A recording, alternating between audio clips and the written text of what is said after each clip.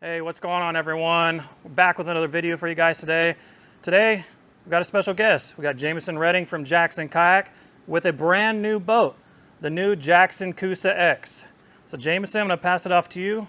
How about you tell us a little bit about this boat, who this boat is for, and then we'll give a rundown for the people on what everything is on this boat. Absolutely. Thank you guys for having me down here. Excited to bring this boat. I think you're the first dealer that I've actually visited with the new boat, so it was a lot of fun to spend some time on the water with you guys, get your thoughts and your feedback on it.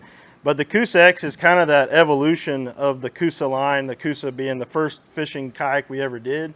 And it was designed specifically for moving water, for rivers, for current, to get you in those places where the fish like to hang out and to do it confidently. And then that kind of evolved into the Coosa HD, which just gave you a little more functionality, a little more fishability, and not compromising on performance for that river fishing. I know you guys have been a fan of that boat for a long time. But we felt like that kayak anglers have changed over time, accessories and things have changed, and we have so many more options for rigging nowadays. We just wanted to give a modern update to that line. It's a boat that we've always done well with in the Coosa line there. But the Coosa X was kind of spawned from a group of river fishermen that we have on the team coming together and really putting their thoughts down and what they wanted to see in that next river kayak. And that's what we have here, the Coosa X. It comes in at 11 feet, 8 inches long. It's 36 inches wide and weighs somewhere between 95 and 98. We're still dialing that in, but around 98 pounds with everything that it comes with on it. And if you want, I can just kind of start walking you through from bow to stern here. Let's go up to the front here and run us down some of the stuff you have rigged and what the new features are and what the goal was for this boat. Absolutely. So right off the bat, you'll notice that it has, like, I want to always talk about the hull of the boat. That's where we feel like we do our best work, is in the hull shapes and hull design. And we didn't want to compromise performance at all when we started getting into the functionality of the deck layout. So we still have that Coosa bow, that high volume bow that's going to allow you to kind of punch over the waves instead of through them, and be able to have that boat control when you are running through any kind of white water. It also has a lot of rocker to it, which makes it a lot more maneuverable than a kayak that was flat on the bottom. That means that both the stern and the bow, if you set this flat on the ground, you would see the stern and the bow kind of come and raise up off the ground. And that allows the boat to really be able to turn and be maneuverable. But with the trimmable seat, you're actually able to move forward a little bit, get the bow down, and get some tracking back in the boat. So you really kind of have a versatile platform there where you can stay maneuverable but get through those flat sections of the river pretty quick. So that's kind of the first main thing, is that it's still got that river fishing, river-esque kayak shape, hull shape to it. And that was a big, important part that we didn't want to sacrifice. But looking at the deck layout, because that's really what a lot of us fishermen care about, is how we rig all of our stuff. We started up here with the bow. We gave a nice flat area. First of all, it's got a nice handle to it. I've always liked this style handle, just for comfort when you're dragging the boat and trying to lift and carry the boat. But we also have this flat area, so you could take this handle off and actually mount a bow mounted trolling motor up here really easy by through bolting it. That's something we did on the NAR as well. But then you'll see two pieces of gear track here, and that's for those that want to add that anchor wizard. And I have mine here on the boat, and it allows you to kind of be able to have everything mounted where you want it. You could also use this to mount a forward-facing camera and get it a nice angle ahead of you. But mainly it was for that anchor wizard, or to be able to run an anchor off the bow. A lot of times you want to face up current and bring your baits down current when you're fishing a river. So being able to drop something off the bow and slow yourself down is key. Now, don't anchor in swift, fast current. But when you get into those sections and you get in those eddy pools, you can have something there. We also have some molded in geometry. There's an accessory kit that's a tube that allows you to pass that anchor line through the bow, keeping it as minimum as possible so that you don't get hooks caught in it. So we just wanted to clean that up a little bit, and then it comes out. Yep. Pass through right here into the wizard system. Yep. Large tie-down points on either side. I like to camp out of my kayaks, so being able to have gear and rig gear in different places. So we put these tie downs so that if you want to put something on top of the bow hatch, you can. We also make a fish bag that you could attach up here using these tie downs if you want to keep some fish.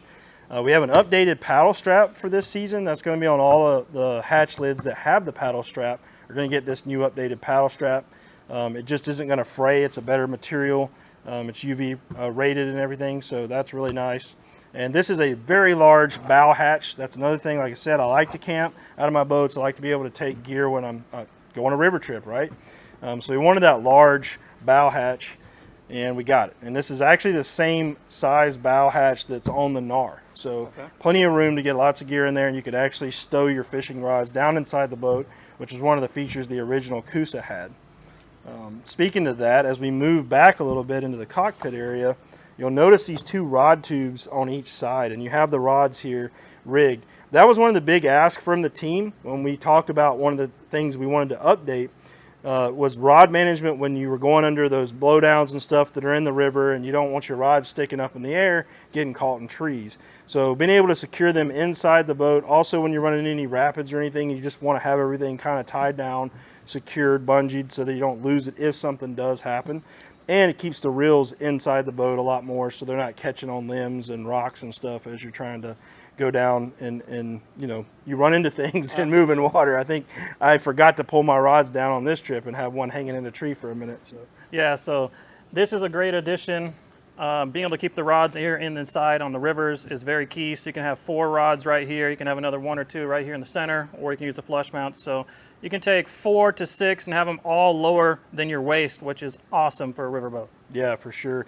And that's kind of what led to these foot pegs. I know they look a little different, but one of the main things was if we were going to open up the sides here for rods, we really couldn't put the foot pegs on the side like you would normally because the rods would interfere. So we came up with this. It slides on the track. You can actually switch these T-knobs out to a low profile, or even do a T-nut with a screw to get it completely flush there if you're going to fly fish and you don't want to catch your line. But it makes it really easy to adjust, but you still have those foot braces to be able to have a better and more efficient paddle stroke. It's always nice to be able to have a foot brace, especially when you're running through some ripples there. Okay, then let's transition from these into the deck space here. What did y'all do with this new design, and who's it for in that aspect? So the big thing was with this expansive cockpit being, you know, so open, and that's kind of the trend now. We're seeing a lot of people really like to have this more open deck, more open cockpit, so they can move around and have their fishing gear. So by doing that, we wanted to add some rigidity and some stiffness to the deck area, and so that's why this geometry is there. Also, it helps the water to drain away really quickly into the scuppers. We actually have a lot of scuppers in the floor here, but by raising the deck up and having this, it gives it a lot of stiffness. And then down the middle of that, we utilize that as well. It has the transducer scupper in the center under the seat, but you can bring that transducer cable either forward or aft on the boat using these pad eyes. And that way you can jump inside the hole using a pass-through or however you want to do that, or even come into the hatch lid for your battery. But it just helps you manage that cable and keeps it out of the floor of the boat, so you're not going to be stepping on it. Awesome. Now tell us a little bit about this new rail system you have in this boat. I know it came from the NAR, but you built one specifically for here, so run us over this system. So we started out with it on the Take 2 actually in a couple of short sections, but we knew right away that we wanted more of it, right? So the NAR has even more than this boat has. But this is the tri-track, and we actually partnered in Yakutak.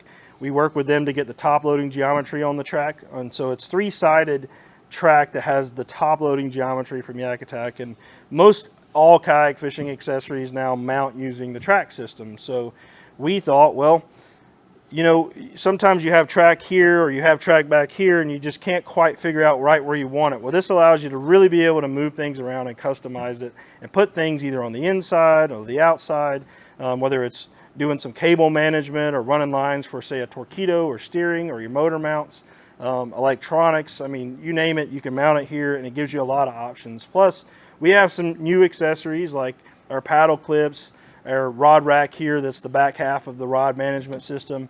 We also have a multi-box that comes on the NAR that is now available as an accessory that can mount on the tri-track. So just expanding that accessory line and the ability to mount other accessories from companies like Yakutak on the boat where you want them, and really not having to sacrifice anything to get it where you want it. So like one time here, you can see he's got the anchor wisdom on the top rail. On the side, he's got the paddle holder. And then on the inside rail back here, we got the rod butt stagers. So being able to utilize all 3 sides of the rail anywhere across this deck area is pretty awesome. Yeah, it's really unique, and I think it's just a great feature, and I think you'll see as we as we continue to develop new boats, this is going to be a standard feature from here on for a long time. Awesome. Well, let's move into the seat system here and tell us about the high-low and the trimmability of this one. Yeah, so like I said, being able to trim your seat, I feel like is very important. Of course, we've had high-low seating since the original Coosa. Being able to trim it, though, allows you to really dial in how you have your boat weighted down and rigged. So if you've got a lot of weight in the back or a lot of weight in the front, you can kind of move the seat around to adjust for that, but also how the boat tracks and how maneuverable it is. So move further back, get the bow up, you can turn a lot easier. If you're going to be in flatter water, you can move it forward. The other thing with the high-low, we went away from that pin system and just went to an easy lift and release kind of slider system here, which makes it really easy to drop into that low position when you are running some of the swifter water and you want that center of gravity a bit lower. However, I will say I ran everything we did in the high position and I still felt very comfortable in it. Yeah. But it just makes it a lot quicker and a lot easier to move the seat around.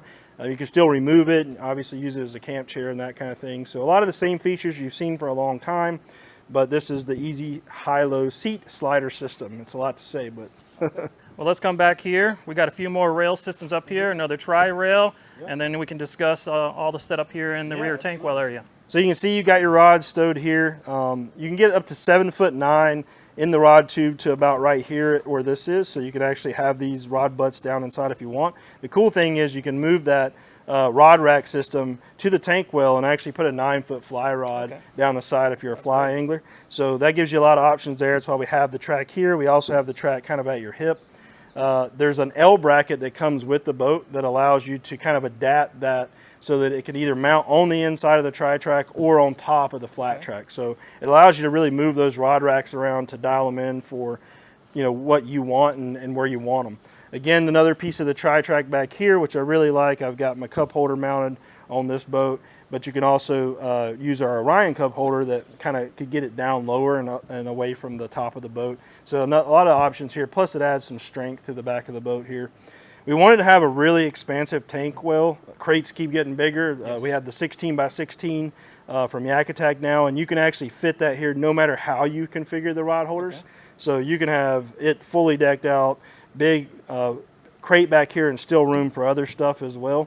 And then we still wanted to have access to the inside of the boat, knowing that most people are going to put their stuff on top of the boat. But if you're rigging electronics or you're trying to get into the back of the hull here, you have that access hatch. Plus there's a little day hatch bag in there, so just for loose small things. But you can pull that out and actually get into the boat. So. And then would this be correct? These are for drag chain That's right, yeah. applications? So we launched that on the original Coosa. We had it on the Coosa HD and a few other boats as well, but that's also a really good option for when you're river fishing. You just want to slow down. You don't want to really anchor, but you want to slow yourself down a little bit. So we still have the drag chain chute and some pad eyes to help with that. You can utilize the track system to run your anchor line for that as well. And then we have the power pole plate or area as well, so you still have that footprint if you want to add a power pole, but it also works a lot of the new motors like Torpedoes and their mounts as well. So you can, you know, rig this boat really however you want and make it kind of yours. And we still have the good handle back here and a removable and replaceable skid plate for when you're dragging the boat. Keeps the stern, the keel there protected as well. We missed the flush mount rod holders. It's got 2 flush mounts in it as well, so you just plenty of rigging, some cutouts underneath the track here for you to be able to strap things down like your crate. I have the bungees in here just kind of looped through. But yeah, that's about it. I mean, again, it's still a Coosa. It's a river fishing platform. You got to spend some time in it. Yep. So just for everyone out there, Jameson brought this boat down. We've already been on the river 2 trips with it. We put in probably close to 15 to 20 hours on it, so a lot of time in it already. But we're going to flip the boat over real quick. We'll show you the hull design, and then we'll wrap this boat up. All right, guys, here's the hull design. Jameson, tell us what it's about. Yeah, so taking a look here at the bottom again, you can see how we have that high volume, kind of bulbous Coosa front end that really gets it up on top of the water instead of punching through those waves when you're running that whitewater. It's going to ride over it and really lift the boat on top of it, which also you can see that rocker profile here. You can see how this kind of tapers off as it comes down. And what that does again is it allows the boat to be more maneuverable. So even though it is 11 foot 8 inches long, you may not have that much actual boat in the water. So it's going to turn a lot easier when you lift that bow out. Then you'll just see the different scuppers too. That they do a couple things. They're going to let water release if you do take a wave into the boat, but also they add a lot of rigidity and structure to the hull of the boat as well. So we have three down the center, one of them being covered here with the transducer cover plate. So that's removable. This is a very expansive transducer area because transducers keep getting bigger.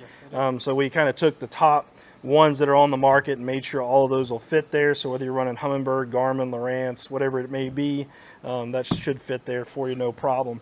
And then you just, you have these channels down here as well where we have more scuppers for the structure, and you get a lot of your stability as well with the chines that we have here. Yeah, and you can see the edges here, if Justin can get a good angle, really soft and they roll off, so you can lean this boat left and right and really crank it around if you want to catch an eddy and then peel back out. So really, really maneuverable. Yeah, the whole design gives you a lot of, so I think a lot of people may get in the boat at first and think, well, this feels like it rocks a little bit, but that's actually by design. So that's initial stability and secondary stability is what we're talking about.